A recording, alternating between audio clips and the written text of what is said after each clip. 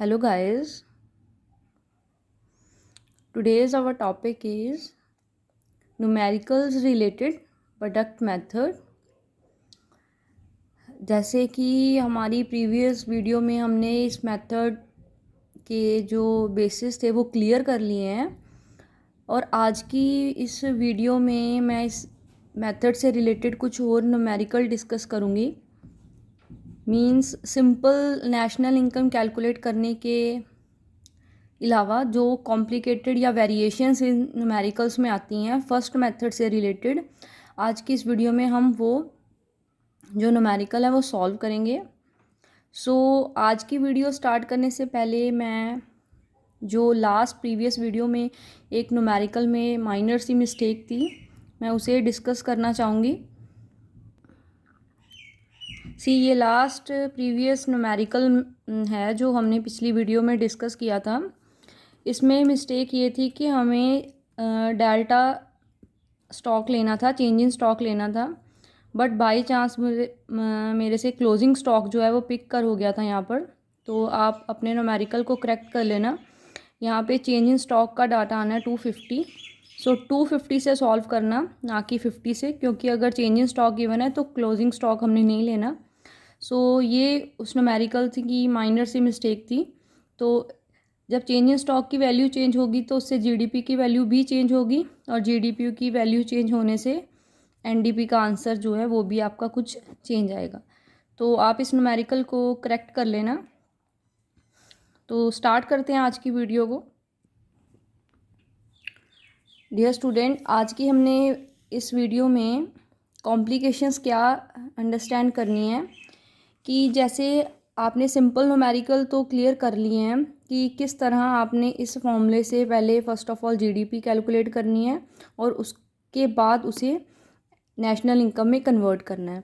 But जब exam में हम एग्ज़ाम देने जाते हैं तो कई बार एग्ज़ामिनर क्या करते हैं, वो नेशनल इनकम कैलकुलेट करने की जगह पर आपको विद इन फार्मूला कुछ चीज़ कैलकुलेट करने को बोल देते हैं। लाइक आपको कई बार सेल कैलकुलेट करनी भी आ सकती है, कई बार इंटरमीडिएट कॉस्ट भी कैलकुलेट करनी आ सकती है, या चेंज इन स्टॉक कैलकुलेट करना भी आ सकता है। तो आज हमने यही चीज़ देखनी है कि हमने फॉर्मूले को शफल कैसे करना है और फॉर्मूले को शफल करके हमने सेल या इंटरमीडिएट कैसे कैलकुलेट करनी है।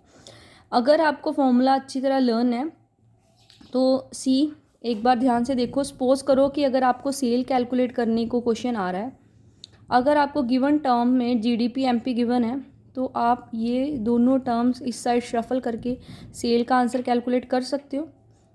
तो बस इसी तरह आज हमने ये थोड़े कॉम्प्लिकेटेड न्यूमेरिकल जो है वो डिस्कस करने हैं ताकि हमारा जो फर्स्ट मेथड है वो 100% क्लियर हो जाए।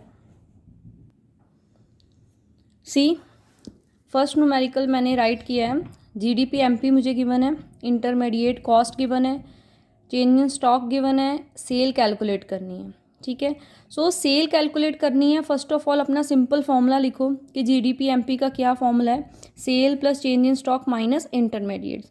अब गिवन टर्म्स को ध्यान से देखो कि अगर आपने सेल कैलकुलेट करनी है तो चेंज इन स्टॉक और इंटरमीडिएट को इस साइड आप शफल कर दोगे तो आपको सेल का फॉर्मूला मिल जाएगा। तो अगर आप शफल करोगे तो साइन चेंज होंगे, ये तो आप जूनियर क्लासेस से करते आ रहे हो। जीडीपी एमपी में इधर चेंज ऑफ स्टॉक जो है वो प्लस में है तो उधर जाके माइनस होगा। ठीक है, इधर इंटरमीडिएट कॉस्ट माइनस में है तो उधर से आके वो प्लस होगी। इस तरह आपने सेल का फॉर्मूला कैलकुलेट करना है फर्स्ट ऑफ ऑल। तो इस तरह आपको सेल का फॉर्मूला मिल गया। मीन्स हमने लर्न नहीं करना, क्रैम नहीं करना, आपका जो सिंपल फॉर्मूला था उसी को शफल किया है मैंने और उससे सेल का फॉर्मूला कैलकुलेट किया है। एक तरह करेक्ट वे में लिख लिया मैंने। तो सेल का फॉर्मूला क्या मिला मुझे, जीडीपी एमपी में चेंज इन स्टॉक माइनस करना है और इंटरमीडिएट प्लस करना है। गिवन टर्म्स यूज़ करके आप अपना आंसर कैलकुलेट कर सकते हो। मीन्स बहुत रिलैक्स होके करने वाले सम है, बहुत इजी सम है। बट अगर आप पैनिक होके स्टेटमेंट को देखते रहोगे तो आप कंफ्यूज हो जाओगे। तो सिंपल अपना फॉर्मूला लिखो और फिर गिवन टर्म्स को ध्यान दो कि कौन सी गिवन टर्म्स हैं, आप किस को शफल कर सकते हो। ज़रूरी नहीं है कि चेंज इन स्टॉक और इंटरमीडिएट आपको दोनों टर्म्स गिवन हो। अगर सपोज करो इंटरमीडिएट ना गिवन हो तो सीधा फॉर्मूला क्या बनना था, GDP MP minus change in stock. ठीक है, तो बस ध्यान से अपना जो ओरिजिनल फॉर्मूला आपने लर्न किया है उसे राइट करके आप अपना जो फॉर्मूला है उसे अपना कैलकुलेट कर लेना, और ये फॉर्मूला आपका एग्ज़ाम में चेक होगा। बट ये फॉर्मूला राइट करने के लिए आपको ये स्टेप्स जो है वो रफ में फॉलो करने पड़ेंगे।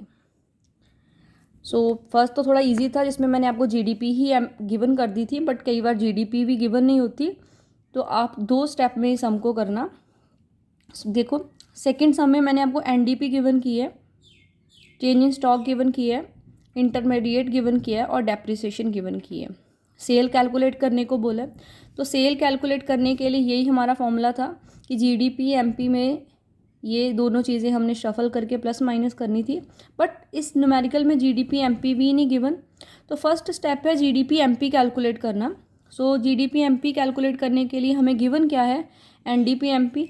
सो एनडीपी एमपी को किस तरह हम वेरिएशन रूल लगाकर जीडीपी में कन्वर्ट कर सकते हैं। सी एन है, नेट टैक्स ग्रॉस बनाना था, तो डेप्रिसिएशन मैंने ऐड कर दी, तो इस तरह मेरा एनडीपी जो था वो जीडीपी में कन्वर्ट हो गया। सो फर्स्ट स्टेप है जीडीपी कैलकुलेट करना, देन अब ये वाला फॉर्मूला हम लगाकर अपना सेल का फॉर्मूला जो है वो राइट कर लेंगे। सी जीडीपी का फॉर्मूला लगा दिया मैंने, sale plus change in stock minus intermediate. इस तरह फॉर्मूला क्या मिला मुझे, जीडीपी में से चेंज इन स्टॉक माइनस हो गए, इंटरमीडिएट प्लस हो गए, ये फॉर्मूला मिला, उसे करेक्ट वे में लिखा, देन जो आपका आंसर कैलकुलेट हो गया। क्लियर? मीन्स 2 स्टेप में करोगे तो कभी भी मिस्टेक नहीं होगी। तो देन अब थर्ड में मैंने थोड़ी और वेरिएशंस डाल दी हैं। तो कैलकुलेट, देखो ज़रूरी नहीं सेल ही कैलकुलेट करने को आ सकता है, इंटरमीडिएट भी आ सकता है। सो थर्ड सम में हम इंटरमीडिएट कॉस्ट जो है वो कैलकुलेट करेंगे। तो देखो फिर वही फॉर्मूला है, GDP, sale, change in stock, something, वो सब चीज़ें। अब हमने इंटरमीडिएट को इसी साइड रहने देना है, ये 2 चीज़ें उस साइड जाएंगी, तो हमारा जो है वो इंटरमीडिएट का आंसर कैलकुलेट हो जाएगा। बट वही बात सेकेंड न्यूमेरिकल वाली कि हमें जीडीपी ही नहीं गिवन, हमें एनडीपीएफसी गिवन है। देन फर्स्ट स्टेप है एनडीपीएफसी को जीडीपी एमपी में कन्वर्ट करो। जीडीपी एमपी कैलकुलेट करना है, एनडीपीएफसी गिवन है, तो मैंने इसे राइट साइड पे लिखा है। तो क्या क्या चेंजेस होंगी, नेट से ग्रॉस कैलकुलेट करना है तो डेप्रिसिएशन ऐड होगा, सेकंड वर्ड सेम है। थर्ड एमपी कैलकुलेट करना है तो नेट इनडायरेक्ट टैक्स प्लस होंगे। सो नेट इनडायरेक्ट टैक्स, ये मैंने फॉर्मूला राइट कर लिया। अब मैंने ऊपर गिवन टर्म्स को देखा तो मुझे नेट इनडायरेक्ट टैक्स गिवन नहीं था, मुझे इनडायरेक्ट टैक्स और सब्सिडी गिवन थी, तो मैंने फॉर्मूला एक्सटेंड कर दिया। Tax minus subsidy 50 minus 20 means 30 मेरा नेट इनडायरेक्ट टैक्स आ गया। तो इस तरह मैंने फर्स्ट ऑफ ऑल जीडीपी को कैलकुलेट किया। देन अब फॉर्मूला लगाऊंगी सेकंड स्टेप में। तो ये हमारा ओरिजिनल फॉर्मूला है। अब हमने इस बार इंटरमीडिएट कॉस्ट कैलकुलेट करनी है, तो आप इंटरमीडिएट कॉस्ट को जो है वो इस साइड रहने देना। तो क्या आंसर आएगा आपका, जीडीपी में से सेल माइनस हो जाएगी, चेंज इन स्टॉक भी माइनस हो जाएंगे। अगर हम इंटरमीडिएट कॉस्ट को इसी साइड रखें तो हमारा जो आंसर है वो माइनस में कैलकुलेट होगा। कोई बात नहीं, आपने अपनी कैलकुलेशन करेक्ट करनी है जो भी आंसर आता है। सो इंटरमीडिएट कॉस्ट का क्या फॉर्मूला बन गया, जीडीपी में से सेल माइनस कर दी और चेंज इन स्टॉक माइनस कर दिए। अब चेंज इन स्टॉक भी न्यूमेरिकल में डायरेक्ट गिवन नहीं थे स्टेटमेंट में। सी क्लोजिंग और ओपनिंग गिवन था, सो क्लोजिंग माइनस ओपनिंग करके हमने 50 आंसर जो है वो इस साइड यहाँ पर राइट किया है। सो जीडीपी एमपी में से सेल माइनस कर दी, चेंज इन स्टॉक माइनस कर दिए, मीन्स 550 माइनस करके आपका माइनस में आंसर आ रहा है, क्योंकि हमारा जो इंटरमीडिएट कॉस्ट है इधर माइनस में था।